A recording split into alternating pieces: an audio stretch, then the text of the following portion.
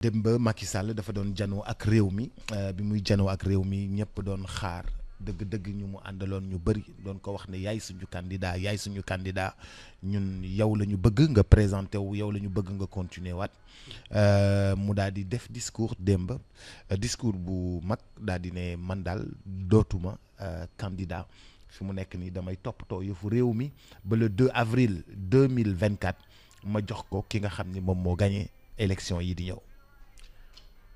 Waaw Boubs man je pense que il a simplement été réaliste et lucide. Il a été réaliste et lucide. waaw xam nga ñaar moo ci am d'abord coalition bi kay naan dama lay Benno Bokk Yaakaar ils ont perdu la majorité au Parlement. C'est-à-dire ñoom bi ñu demee élection ils n'ont pas gagné le pouvoir. Ça veut dire qu'ils ne peuvent pas le porter au pouvoir loolu. Et je pense que Macky Sall est quelqu'un de froid de méthodique day xool chiffres yi ne lii moom parce que après da ngay dugg ci ay affaire petit politicien sénégalais mooy li muy naan njuuj njaaj petit politicien sénégalais di kii fii ñu lay chantage ngay dugg fii di génn fële te le résultat n'est pas garanti parce que soo daanoo ñi nga àndaloon naan la kii ak yooyu ñoom ñoo lay njëkk ñooy traversé transhumé dem taxaw fële naan kii sax dafa lekk dëkk bi jaruñu dóor sa doom. Je pense qu'il a pris la meilleure décision et pour lui et pour le pays parce que fii ñu toll nii dëkk bi àttanul ñaari crise on est déjà en pleine crise boo xam ne je pense que on est dans la raison d'État wax ji yegseegul mais il en a parlé mooy yi fi jot a am on a essuyé deux nu mu tudd entre 2021 et 2023 ñaari presque insurrection Boubs loolu àndul ak politique c'est-à-dire soit parce que su déclaré woon sa candidature il perdrait son statut de chef d'État te kon du mën a gérer dara parce que lu mu def ñu ne calcul politique la je pense qu'il a enlevé sa veste de politicien. Il a enlevé sa veste de politicien. Voilà, pour rester un homme d'État.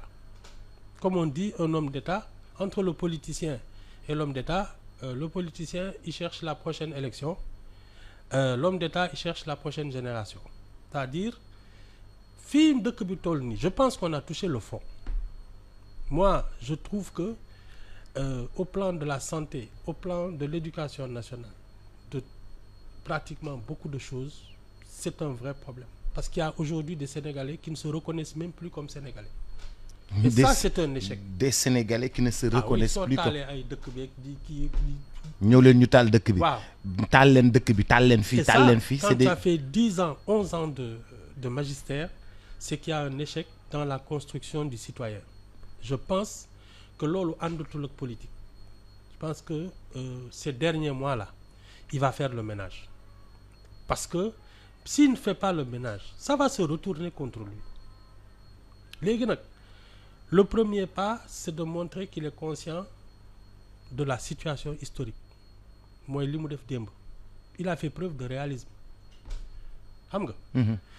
Et dëkk bi fii mu toll nii attanul di gérer ay crise ak di battre campagne. Surtout pour un chef d'État. Donc benn la waroon tànn.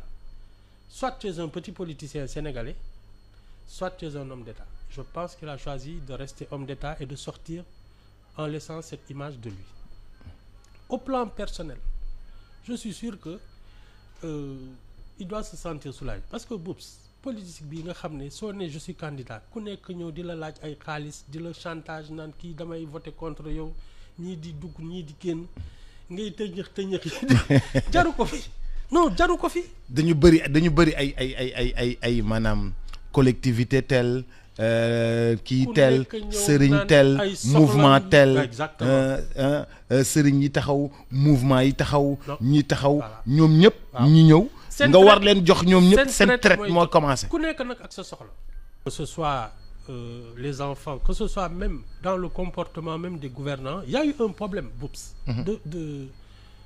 de patriotisme et de comportement parce que fii chaque année ñu dégg fii ay wax yoo xam ne sur la gouvernance daf ñuy jaaxal ça crée aussi un problème entre les citoyens. Deuxième chose, moi je considère qu'il y a un conflit de génération sénégalais. Parce qu'il y a des Sénégalais qui comprennent une génération qui ne comprend pas l'autre. Léegi nag on a du mal à se regarder, à être sûr. et même à collaborer, à communiquer. Même dans une famille, tu vois que les gens ont des difficultés à se... Parce qu'il y a eu une rupture dans la construction du Sénégalais, du citoyen sénégalais. C'est ça qu'on est en train de payer. Maintenant, et je pense que c'est un peu la conclusion de cette affaire, les responsabilités dans cette affaire sont partagées. Il y a le chef de l'État qui n'a pas eu peut-être ce regard sur la société et qui constate son échec de ce point de vue.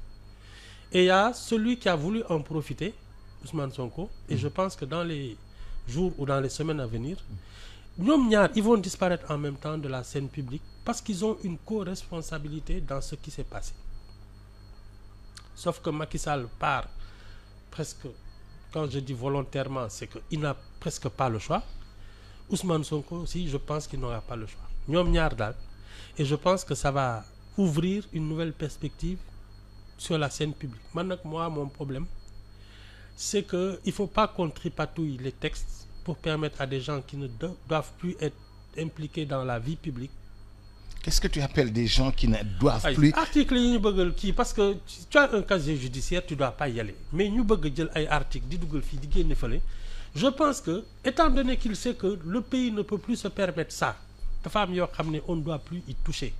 Soit tu as un casier judiciaire, tu as tout ce qu'il faut pour être un bon candidat, tu y vas. Soit tu n'as pas et on n'a aucune raison de faire des concessions à personne. Le pays a besoin de renouveler son mérite. On ne doit pas faire de concessions à Karim Wade ni à Khalifa Sall. Bon, l'histoire de Karim Wade, bon, il demande une révision de son procès. Pour l'instant, il est coupable de quelque chose. Tant que ce n'est pas réglé, je pense que... Il est coupable de quelque chose. Oui. Khalifa Sall, la même chose. Maintenant, Karim Wade, effectivement, affaire ou créé, j'ai toujours trouvé que ce n'était pas juste.